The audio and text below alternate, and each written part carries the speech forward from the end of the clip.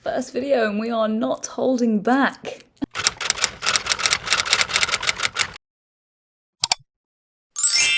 Hello everyone, for those of you that don't know me, my name is Stacey and this is my channel.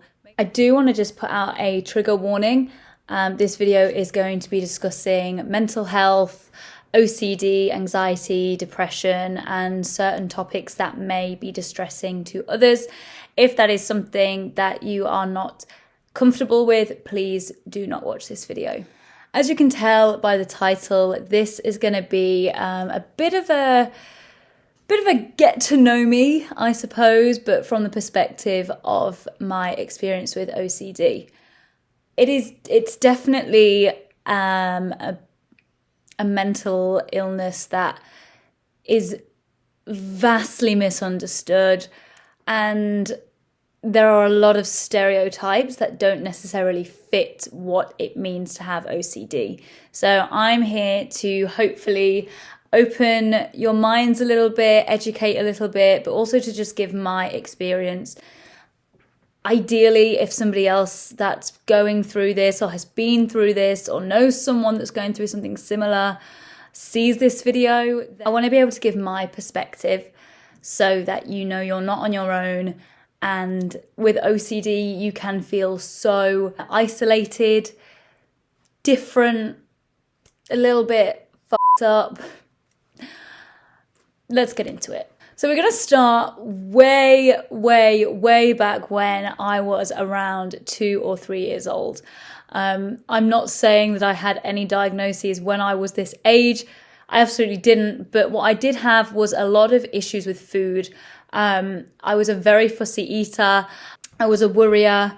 I had a lot of panic attacks. But at the time, I didn't know they were panic attacks. So when I was around 2, 3, as you can see here, I had a really bad relationship with food. I didn't like eating.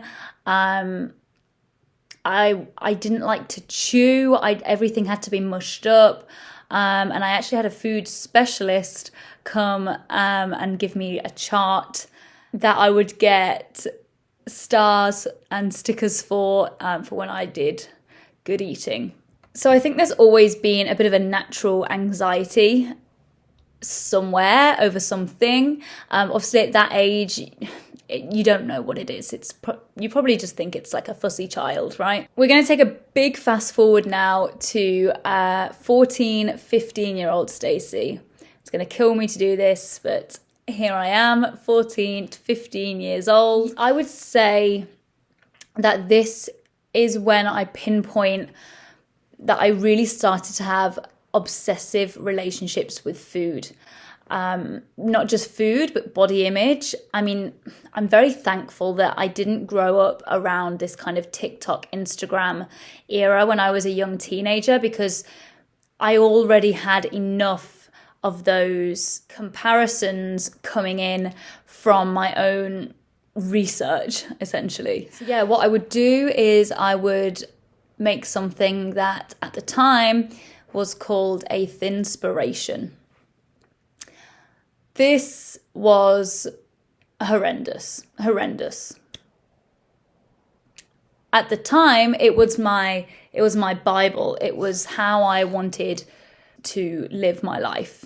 It was essentially just a big document that I put together of things like 0-calorie foods, punishments, internal monologues that were very aggressive, for lack of a better word, photos, all that kind of input to discourage me from essentially gaining weight. I remember it would get to the point where I was sitting at the dinner table with my thighs and my bum clenched the entire time, which you might not think was a long time, but I was the slowest eater ever, and I also was counting the chews in my mouth.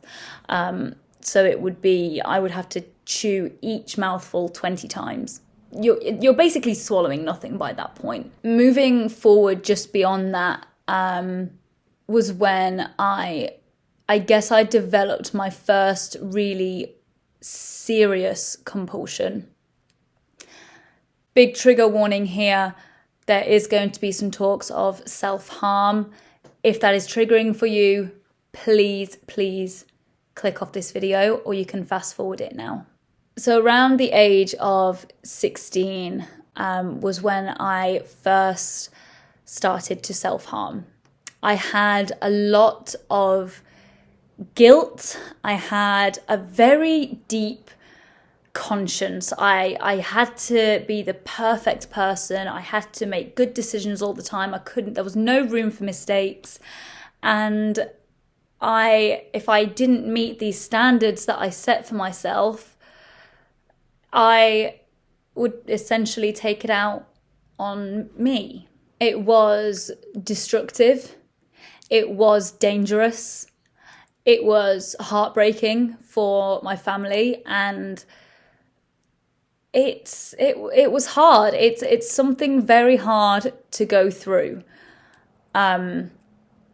So as a result of all of that, I ended up going into therapy for the first time.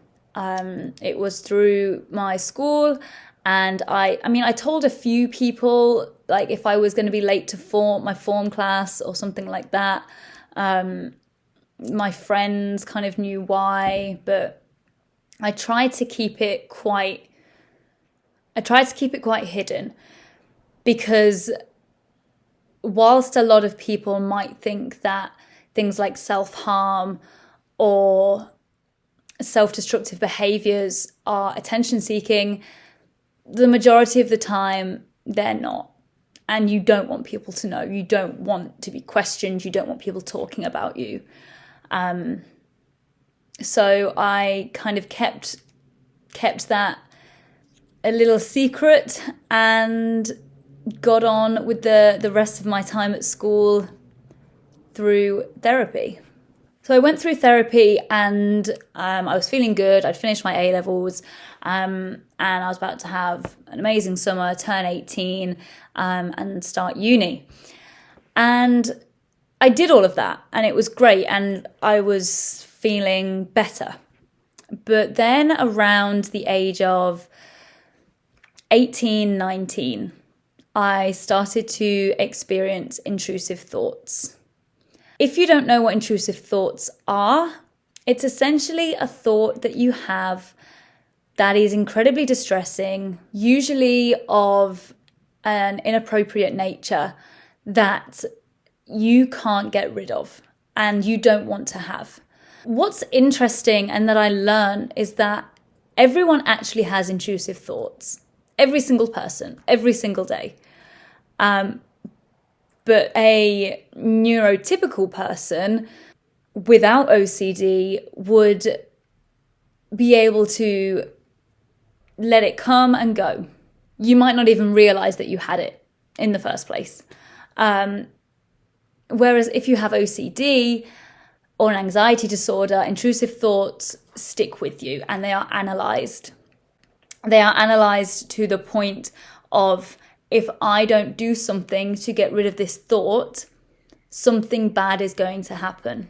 So I started to have these intrusive thoughts, and that was the first sign of OCD that I displayed, I suppose. At the time, I didn't know that it was OCD. I didn't know what was going on in my brain. And my boyfriend at the time, I told him what was going on, and let's just say I didn't get the best reaction. He made it quite clear that he also didn't understand, which is fine. I didn't even know what was going on, so how on earth was he? But his reaction was essentially to assume the worst. So what I'd done was I told him the thoughts that I was having. I wanted reassurance. I wanted to know that I was okay, I suppose.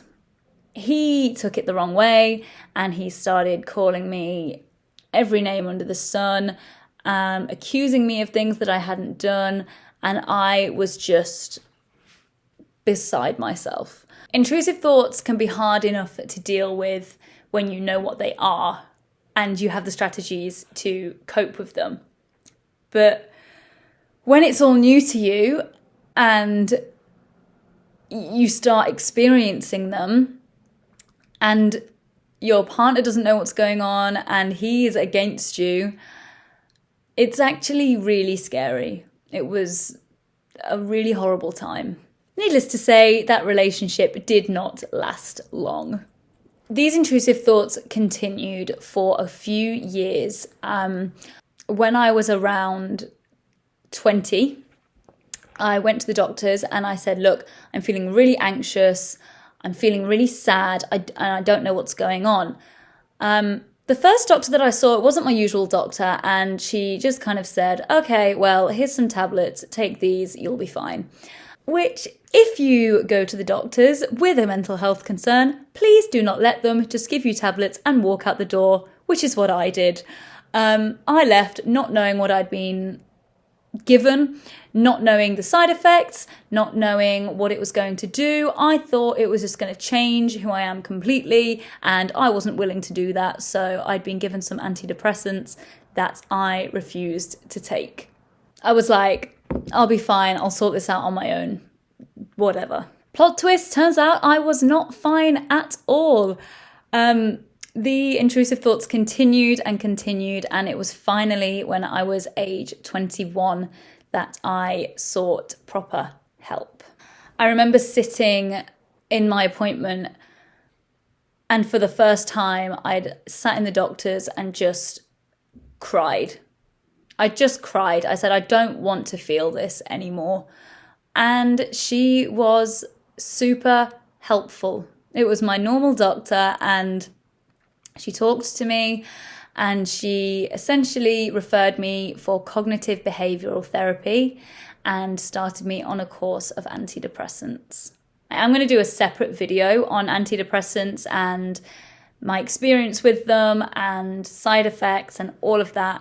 So I'm not going to go into it in too much detail on here, but I will just say that it is a journey with antidepressants. You don't just start taking them and feel better like that. That's not how it goes. As I said, I started something called cognitive behavioral therapy, which essentially changes your thought processing. It changes the way that your brain thinks. I was learning to cope with my intrusive thoughts. And the thing is, with OCD, the only way that you can get better is to stop doing your compulsions. So OCD, as I'm sure you know, stands for obsessive compulsive disorder. My obsessions were my intrusive thoughts. For example, a common one that I would have I would go on a night out with my friends and have the best time and love every single minute of it. And then I would get home and my brain would say, you cheated on your boyfriend. No, I didn't. I absolutely did not. I've never cheated in my entire life. But what if you did? And you can't remember? Oh, what do you mean? Well, what if you cheated but you can't remember? How do you know that didn't happen? You better really think about this night. That was an example of an obsession. The obsession then causes anxiety. You start to worry. You start to think, what if? What if I did cheat? What if my boyfriend breaks up with me? What if I'm the worst person in the world? What if people find out and they come and attack me? The list goes on. That anxiety then needs to be relieved through a compulsion. For me, my main compulsion was seeking reassurance. So, night out, intrusive thought, you've cheated on your boyfriend. You need to check. You need to get reassurance and check that you didn't cheat. So, get my phone out, text everybody that I was out with, did I do anything wrong last night? Did I cheat on my boyfriend last night? What happened last night? Talk me through everything step by step. And bless my friends, my true best friends that were so patient with me and would say, no, you've got nothing to worry about. Nothing happened. We had a great time. And even if I came back and said, are you sure? Like, what happened at this point? And what about this? And what about that? No, and they would be so patient. The problem was that then fed back into the cycle. So I was never breaking my compulsion. I was always seeking reassurance. And the only way that you can recover from OCD is if you start to break those compulsions and learn to trust yourself and learn that bad things are not always going to happen if you don't do your compulsion. This was the most stressful thing I've ever had to do in my entire life. You essentially had to sit and just ruminate. Your mind would just be going and going and going, and you can't let yourself get that instant reassurance to feel better. You know you have to push through it. I learned a lot of different strategies through cognitive behavioral therapy, and it would be a completely different video if I were to go into them. But cognitive behavioral therapy changed my life. If I didn't undergo that, I'm not sure how I would have coped. Now we're going to fast forward. We're about 5 years since I started and then finished my therapy. I'm still on antidepressants and I'm still on the highest dose, which is 40 mg.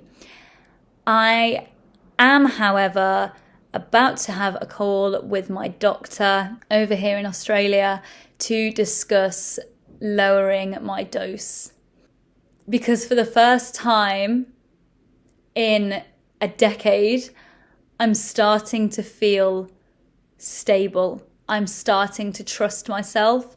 I'm starting to understand how my brain works and that it's common and it's normal, and I'm for the first time not scared to start coming off my antidepressants, which is, it's taken me such a long time to get to this point, and I'm grateful for the journey, but also to finally be at this point is just the best feeling in the world.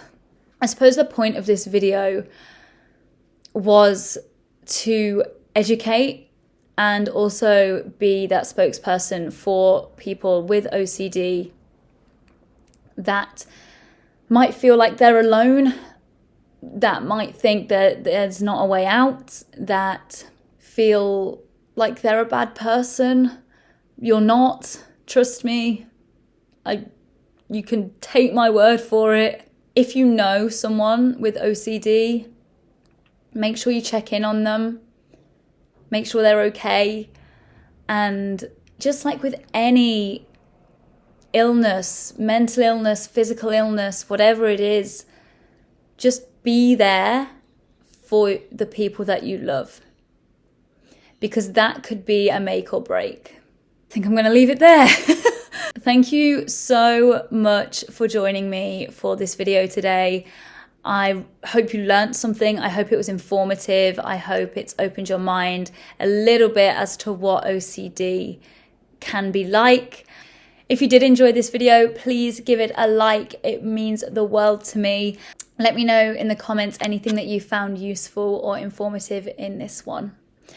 I hope you all have a fantastic morning, day, evening, night, week, month, year, and I will speak to you very, very soon.